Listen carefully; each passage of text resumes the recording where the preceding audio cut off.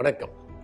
இன்னைக்கு மாணவர்களிடமும் இளைஞர்களிடமும் ஏன் பெரியவர்களிடம் கூட காணப்படுகிற ஒரு பிரச்சனை, எப்போதும் கைபேசியிலேயே தங்களுடைய கவனத்தை செலுத்துவது. இந்த கைபேசியிலிருந்து கவனத்தை எவ்வாறு அவர்கள் திருப்புவது, கைபேசிக்கு அடிமையாகாமல் இருப்பது அப்படிங்கிறது குறித்து நாம் சிந்திக்கலாம். தொலைபேசி அப்படிங்கிற ஒன்றே ஒரு மிகப்பெரிய அபூர்வமாக இருந்த காலம் ஒன்று உண்டு. யாராவது ஒருத்தர் வீட்டில் தான் அந்த தொலைபேசி இருக்கும், அல்லது சில கடைகளில் தான் அந்த தொலைபேசி இருக்கும். யார்ட்டையாவது பேசணும்னா நீங்கள் போய் ரொம்ப நேரம் வெயிட் பண்ணி ஒரு ட்ரங்க் கால் புக் பண்ணி அந்த ட்ரங்க் கால் வரணும். சில டைமில் லைட்னிங் கால்னால் அது ரொம்ப ரொம்ப காஸ்ட்லியாக இருக்கும்.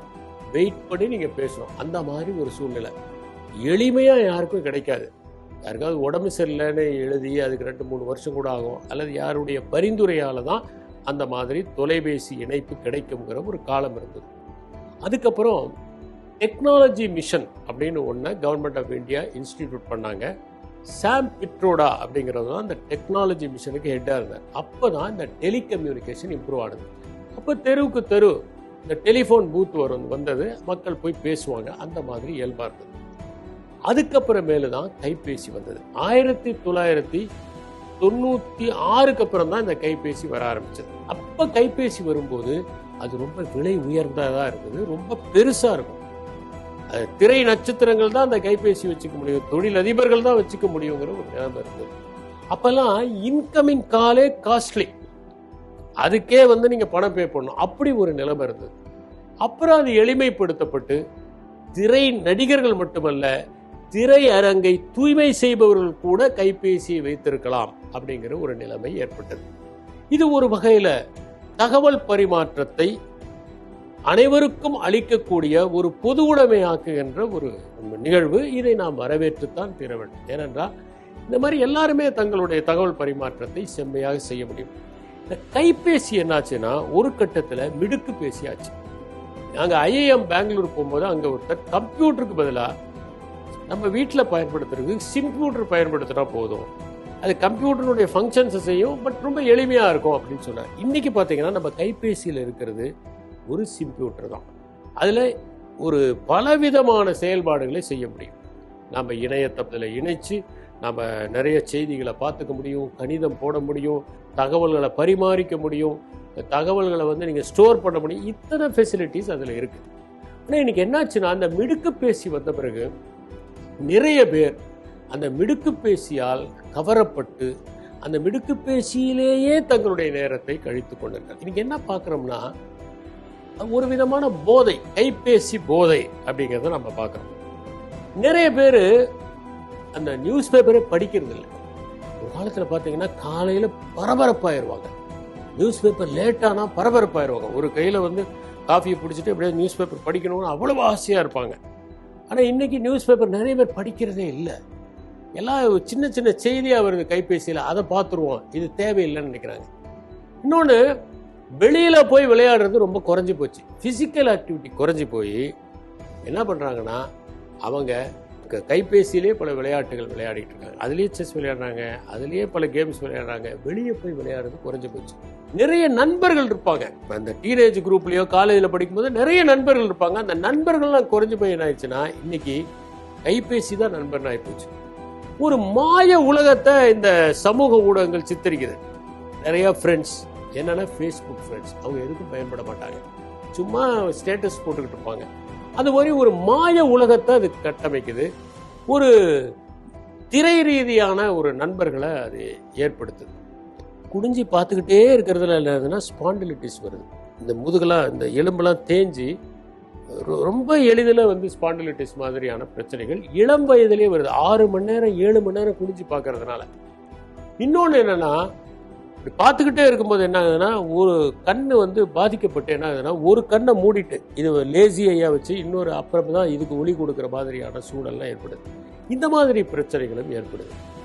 எல்லா நேரமும் அதையே பார்த்துட்டு இருக்கிறதுனால என்ன ஆகுதுன்னா வேற ஆக்டிவிட்டிலாம் உங்களுக்கு கவனம் இல்லாமல் போயிருக்கு. கிளாஸ்ல கூட கவனிக்க மாட்டாங்க. ஒரு விதமான பதட்டம், ஏதாவது வந்துருச்சா மெசேஜ் பார்க்கணும் அப்படிங்கிற மாதிரி ஒரு எண்ணம் ஏற்படுது. அப்புறம் ஒருத்தர் பேசிக்கிட்டு இருந்தாங்கன்னா அதுல நாட்டம் இல்லாம எல்லாரும் கைபேசி. ஒரு அழகான இயற்கை காட்சியை நோக்கி போயிட்டு இருக்கிறாங்க. அந்த இயற்கை காட்சியை பார்க்கறதுக்கு பதிலாக எல்லாம் கைபேசியை நோட்டிக்கிட்டு இருக்காங்க. ஒரு வீட்லேயே எடுத்துக்கோங்களேன், ஒரு வீட்லேயே எடுத்துக்கிட்டிங்கன்னா மக்கள் ரொம்ப சோம்பேறி ஆகிட்டாங்க. மாடியில் ஒருத்தர் இருந்தாங்கன்னா போய் கூப்பிட்றதில்ல, ஃபோன்லேயே ஒரு டெக்ஸ்ட் பண்ணுறாங்களா, ஃபோனில் கூப்பிட்றாங்க. அதில் என்னென்னா ஃபிசிக்கல் ஆக்டிவிட்டியோ மொபிலிட்டியோ குறைஞ்சி போச்சு. சேர்லேயே உட்காந்துட்டு இருக்காங்க. இப்போ என்ன சொல்கிறாங்கன்னா, 1 மணி நேரத்துக்கு ஒரு 10 நிமிஷமாவது அப்படி போயிட்டு வாங்க, உட்காந்துக்கிட்டே இருக்காதீங்க. தொடர்ந்து உட்காந்துக்கிட்டே இருந்தால் என்ன ஆகும்னா, கிட்னி பாதிக்கப்படும், ஹார்ட் பாதிக்கப்படும், உங்களுடைய லிவர் பாதிக்கப்படும், கண்கள் கூட பாதிக்கப்படும் அப்படின்னு சொல்றாங்க. ஆனால் இவங்க என்னன்னா மணிக்கணக்கில் ஒரே இடத்துல உட்கார்ந்து இருக்கக்கூடிய சூழல் பார்க்குறோம். இதெல்லாம் இந்த கைபேசி மிடுக்கு பேசியான பிறகு நிகழ்ந்த பல விளைவுகள். இப்போ சாதாரணமாக பார்த்தீங்கன்னா இதனுடைய விளைவுகளை நீங்கள் இன்னும் கொஞ்சம் ஆராய்ஞ்சிங்கன்னா என்னன்னா, கண் பாதிக்கப்படுது, விஷன் பாதிக்கப்படுது, புவர் போஸ்டர். அதனால என்னன்னா இப்படியே உட்கார்ந்துட்டு இருக்கிறதுனால இந்த முதுகெலும்பு, ஸ்பைன் எல்லாமே பாதிக்கப்படக்கூடிய ஒரு சூழல். அப்புறம் எப்போ பார்த்தாலும் ஃபோனில் சில பேர் பேசிக்கிட்டே இருக்காங்க. 1 மணி நேரம் 2 மணி நேரம் பேசும்போது காது பாதிக்கப்படுது, தூக்கம் அவங்களுக்கு பாதிக்கப்படுது. ஒரு விதமான பதற்றம், ஒரு விதமான மன அழுத்தம். என்ன பதற்றம்னா, என்ன ஃபோன் வருதோ, என்ன மெசேஜ் வருதோ, என்ன ஸ்டேட்டஸ் வருதோ அப்படிங்கிற ஒரு பதற்றம். இது ஒரு பக்கம் இருக்குது. இன்னொன்று என்னன்னா, இவங்க ஒரு டிப்ரெஷன்ல போயிடறாங்க. ஏன்னா மற்றவங்களோட கம்பேர் பண்றாங்க. நிறைய பேர் ஒரு போலியா அவங்க மகிழ்ச்சியா இருக்கிற மாதிரி காமிச்சுக்கிறாங்க. அந்த வாட்ஸ்அப்ல மற்ற குரூப் மெசேஜஸ்ல அதை பார்த்த உடனே நாம மகிழ்ச்சியா இல்லையே, அவங்க பர்த்டே இவ்வளவு அருமையா கொண்டாடி இருக்காங்க, நாம இது பண்ணலையே அப்படிங்கிற ஒரு எண்ணத்துல ஒரு டிப்ரெஷன்ல போயிடுறாங்க. அது மட்டும் இல்லாம அவங்க என்ன ஆகுறாங்கன்னா, எப்பவுமே ஒரு கம்பேரிசன்ல இருக்கிறதுனாங்க, அடுத்தவங்களோட கம்பேர் பண்ணிக்கிட்டே இருக்கிறாங்க. ஒரு ஐசோலேஷனும். இப்போ இவங்க பார்த்துக்கிட்டே இருப்பாங்க, ஒரு எல்லாரும் உட்காந்து பேசிட்டு இருக்கும்போது இவங்க தனியாக போய் பார்த்துட்டு இருக்கிறாங்க. இதனால் என்ன ஆகுதுன்னா, இவங்க தனிமைப்பட்டு போவதற்கான சூழ்நிலையும் ஏற்படுகிறது. இப்போ இவங்களுடைய கிளாஸு ஸ்டடீஸ் அப்படின்னு எடுத்து பார்த்தீங்கன்னா டிஸ்ட்ராக்ஷன், நிறைய டிஸ்ட்ராக்ஷன், அவங்களால கவனிக்க முடியறதில்லை. அப்புறம் ஒரு கட்டுரையை கொடுத்தா என்ன பண்ணுறாங்கன்னா, ஒரிஜினலாக எழுதுறது கிடையாது. ஏதாவது ஒரு சாட் ஜிபிடியை பார்க்க வேண்டியது, இல்லை பெர்ப்ளெக்சிட்டியை பார்க்க வேண்டியது, எதையாவது ஒன்று பார்த்து காப்பி அடித்து எழுதுறாங்களுடைய சுய சிந்தனை என்பது துளியும் இல்லாமல் போகிற நிலைமையை பார்க்கிறோம். அப்புறம் மெமரி ரிட்டென்ஷனும் குறைஞ்சி போச்சு. ஏன்னா எல்லா நம்பரையும் இதுலேயே வச்சுக்கிறோம், அதனால நம்மளுடைய மெமரி ரிட்டென்ஷனும் ரொம்ப குறைஞ்சி போச்சு. இது அவங்களுடைய வாழ்க்கையை எப்படி பாதிக்குதுன்னு பார்த்தீங்கன்னா, பைக் ஓட்டிக்கிட்டே இப்படி கேட்டுக்கிட்டே போகிறாங்க, இப்படி செல்போனை வச்சுக்கிட்டு நேராக போய் விபத்து. நிறைய விபத்துகள் வெளிநாடுகள்லையும் நம் நாட்டிலையும் ஆவதற்கு காரணம் என்னன்னா, இந்த மொபைல் ஃபோனில் பேசிக்கிட்டே போகும்போது விபத்து ஏற்படுது. சில நேரங்களில் மொபைல் ஃபோனில் பேசிக்கிட்டே ரோடை கிராஸ் பண்ணுறாங்க, ஏதாவது மோதிடுது, அவங்களுடைய இறப்பு ஏற்படுது. இன்னொன்று, எக்கச்சக்கமான பேர் பணத்தை தொலைக்கிறாங்க. எதுலன்னா சைபர் செக்யூரிட்டி கிரைம். சைபர் கிரைம்ஸில் எப்படி தொலைக்கிறாங்கன்னா, யாராவது ஒருத்தர் ஏமாற்றி நீங்கள் அங்கே மாட்டிக்கிட்டீங்க, உங்கள் பொருள் வந்துருச்சு, உங்களை அரெஸ்ட் பண்ண போகிறோம் அப்படின்னு சொன்னோன்னே நிறைய பணத்தை கட்டிடுறாங்க. இது மாதிரி இந்த பிரைவசியும் பாதிக்கப்படுது. உங்களுடைய பேங்க் அக்கௌண்ட்டை யாராவது ஒருத்தர் ஹேக் பண்ணுறதுக்கான வாய்ப்புகள், பிரைவசி பாதிக்கப்படுது. இன்டர்பர்சனல் ரிலேஷன்ஷிப்பும் பாதிக்கப்படுது. நீங்கள் பார்த்தீங்கன்னா, இந்த மெடுக்கு பேசியெல்லாம் இருக்கும்போது எல்லாரும் உட்காந்து பேசிக்கிட்டு தான் இருப்பாங்க. இப்போ நான் படித்த ஒரு சின்ன ஒரு நகைச்சுவை படித்தேன். சென்னை வெள்ளம் வந்தபோது இந்த பவரே நிறைய பேரில் வீட்டில் இல்லை, அதனால் ஃபோனெல்லாம் சார்ஜே பண்ண முடியல. ஒருத்தர் சொன்னாராம், 4 நாளாக பவரே இல்லை, மொபைல் ஃபோனில் பேட்டரியெல்லாம் தீர்ந்து போச்சு, அப்புறம் எப்படி டைமை கழிச்ச, என் ஒய்ஃபோட தான் பேசிக்கிட்டு இருந்தேன், நல்லவங்களாக தான் இருக்கிறாங்க அப்படின்னாரா. ஏன்னா அது வரைக்கும் பேசவே இல்லை, அந்த மாதிரி ஒரு சூழ்நிலை. ஸோ இன்டர்பர்சனல் ரிலேஷன்ஷிப் பாதிக்கப்படுது. அது இல்லாமல் இன்னொன்று என்னென்னா, நிறைய மிஸ்இன்ஃபர்மேஷன். உதாரணத்துக்கு எடுத்தீங்கன்னா, தலையில் முடி வளர என்ன செய்ய வேண்டும்னு ஒரு காணொலி, அதை பார்த்து இவன் ட்ரை பண்ணுறான். இதை சாப்பிட்டால் பித்தம் தெளியும், இதை சாப்பிட்டால் ஒரே நாளில் சுகர் குறையும், இப்படிலாம் போடுறாங்களா. இதெல்லாம் பார்த்து ஃபாலோ பண்ணுறவங்க நிறைய பேர், அதில் நிறைய பேர் மாட்டிக்கிறவங்க இருக்காங்க. இந்த மாதிரி விஷயங்களும் நடக்குது. சரி, இப்போ செல்ஃபோன் பிரச்சனையிலேருந்து நான் எப்படி நம்ம விடுபடலாம் அப்படின்னா, டு நாட் டிஸ்டர்ப் அப்படின்னு போட்டு நம்ம படிக்க ஆரம்பிக்கலாம். நோட்டிஃபிகேஷன்ஸ் வராத மாதிரி பார்த்துக்கலாம். ப்ரீவியூ ஆஃப் நோட்டிஃபிகேஷன்ஸ் அதையும் நம்ம கட் பண்ணிவிட்டு படிக்கிற நேரத்தில் நம்ம அது பிரச்சனை வராமல் பார்த்துக்கலாம். இது ஒரு விஷயம். ரெண்டாவது ஒரு டைம் லிமிட். ஒரு நாளைக்கு 1 மணி நேரம் செல்ஃபோனுக்கு ஸ்பெண்ட் பண்ணலாம். நைட்டு 8லேருந்து 8:30 மணி வரைக்கும், காலையில் 6லேருந்து 6:30 மணி வரைக்கும். நம்மளுடைய பிரச்சனை என்னன்னா, அந்த இவர் தான் எழுதுறாரு, டேனியல் கோல்மன் தான் ஒரு காலையில் அவர் எழுதின புக்கில் என்ன சொல்றாருன்னா, ஃபோக்கஸ்னு, காலையில் எந்திரிச்ச உடனே இந்த உலகத்தில் நிறைய பேர் பண்ணக்கூடிய ஒரு விஷயம் என்னன்னா, ஃபர்ஸ்ட் எடுத்த உடனே இமெயில் என்னன்னு செக் பண்ணுறாங்க, ரெண்டாவது செல்லில் ஏதாவது மெசேஜ் வந்திருக்கான்னு பார்க்குறாங்க.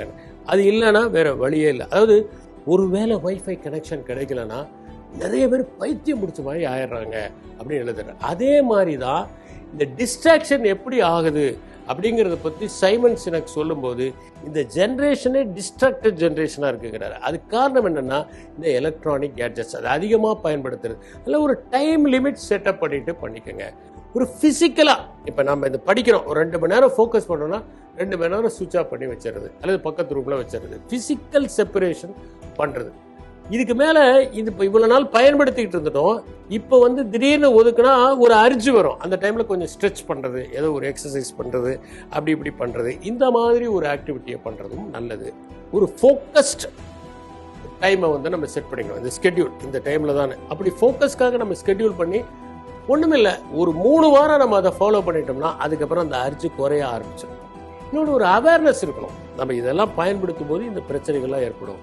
அளவோடு பயன்படுத்திங்க. இப்போ நிறைய பேர் என்ன பண்ணுவாங்கன்னா இந்த ஃபோனை கம்யூனிகேஷனுக்கு பதிலாக கான்வர்சேஷனுக்கு பயன்படுத்தி சில பேர் பேச ஆரம்பித்தாங்கன்னா நிறுத்தவே மாட்டாங்க.